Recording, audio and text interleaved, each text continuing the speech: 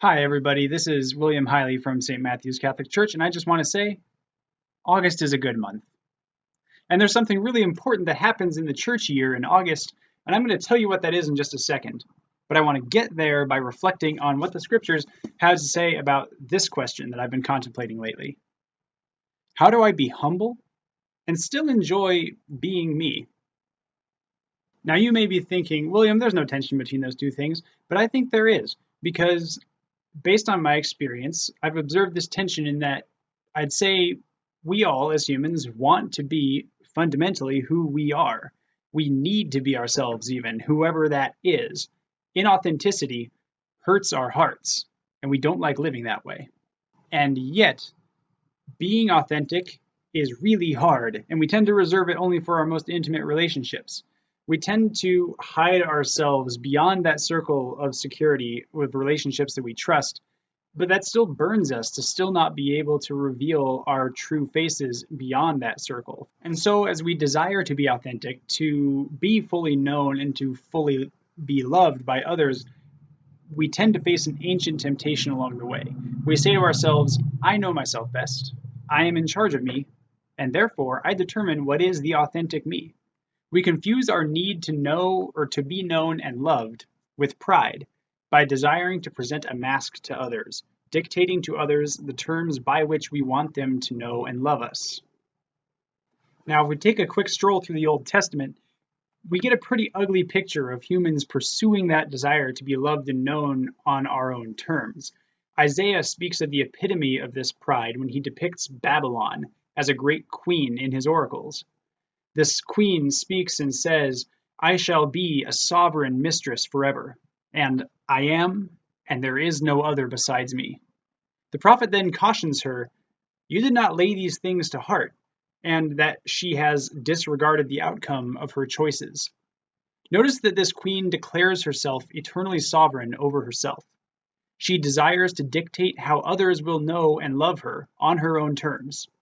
This is the image of our human attempts to love and be loved, to know and be known by our masks, resisting God and anyone who would claim to know and love us deeply. But this is not what God, the maker of humanity, envisions for us. God doesn't want us to act in pride and to hide behind masks, even when we want to or feel like we have to. He wants us to be fully known and fully loved, without anything standing in the way. By Him first, but by others as well. God calls us to trust in Him, and pride gets in the way of that. This sets up one of the important questions of the New Testament. Can humanity avoid becoming a prideful Queen Babylon? God gives His answer, His solution of hope for us, by preparing a new woman to face the same choice that Queen Babylon faces, this woman being Miriam of Nazareth, aka Mary. By her immaculate conception, God prepared her, as an act of grace, to face down that temptation of pride. Now, based on scripture, we know that Mary most likely thought she knew how she would serve God with her life. There is scriptural precedent to suggest that she took a vow of perpetual virginity in service of God, and that this would have applied for her even when she was married. And if you're wondering about those claims and those complicated scriptural arguments, I encourage you to check out this book by a certain Brant Petrie, Jesus and the Jewish Roots of Mary. Just finished reading it. It was awesome. And all of that is just context that builds up to and prepares us for the decision point that changes Mary's life, when an angel appears to her and tells her that she will bear Jesus Christ, the Son of God. Imagine for a moment preparing for your whole life to be a consecrated virgin, then preparing to remain a virgin even though you're married, then finding out that God called you to motherhood at the same time. That's a lot of changes to the plan, probably more than many of us would be comfortable with. And here's the thing, Mary's other plans were good, but she faced now the choice to not just be loved on her own terms, but to be loved on God's terms, to choose for herself the mask of being a consecrated virgin only, that half identity, or to become everything she was called to be, the mother of God too, even if she couldn't understand how that would work out. So like the rest of us, Mary would have faced that temptation to pride, that pride that tells her to serve on her own terms. But instead of choosing to act in pride, Mary takes a different path. she chooses humility, submits her plans, and says yes to God. From this humble yes flows her salvation and our own. Now, it's important to note that Mary is fully human, even if she is full of grace. Thus, she could still be tempted to regret or even take back that yes, even if she can't undo the effects of it.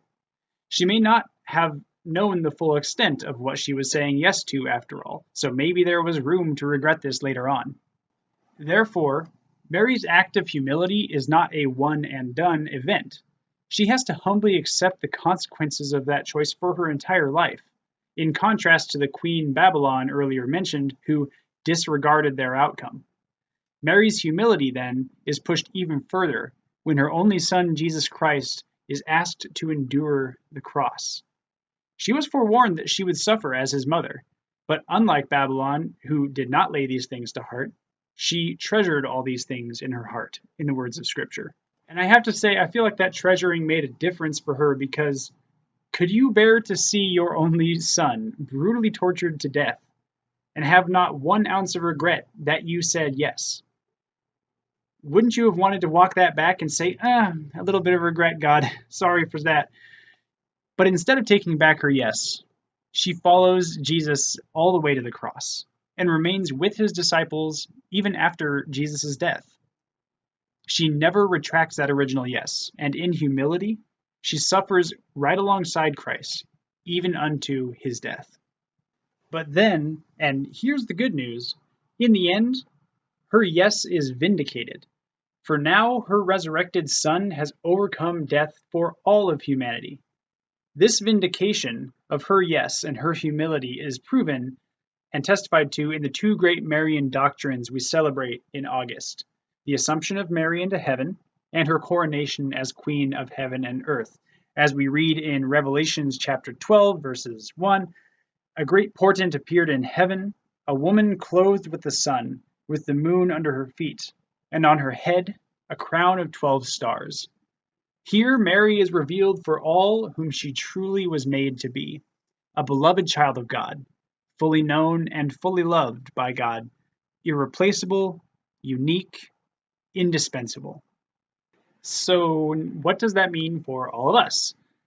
Through Mary, we catch a glimpse of our destiny, knowing who we are and being loved for who we are.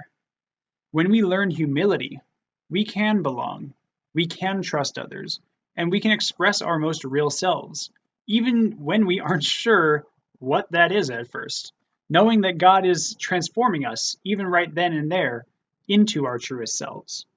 Humility restores intimacy. Humility enables authenticity. By her unreserved, humble yes, Mary allowed God to transform her into the queen she was born to be. So there, cat's out of the bag.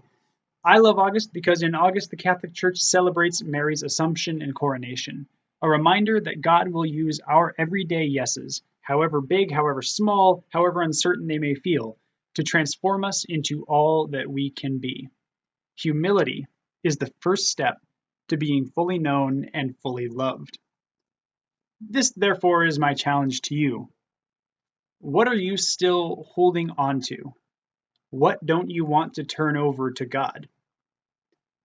I encourage you to follow in the footsteps of Mary, to ask for her intercession and her prayer, so that you can experience the healing power of Christ to become all that you were made to be. I hope you found this video thought-provoking and spiritually nourishing. If you did, I'd love to hear about it. Like, subscribe, comment below. I'd love to hear from y'all. There are multiple resources I've got available for growing in your relationship with God and learning more about Mary. So if you'd like to know more about that, please let me know. This is William Hiley from St. Matthew's Catholic Church, signing off.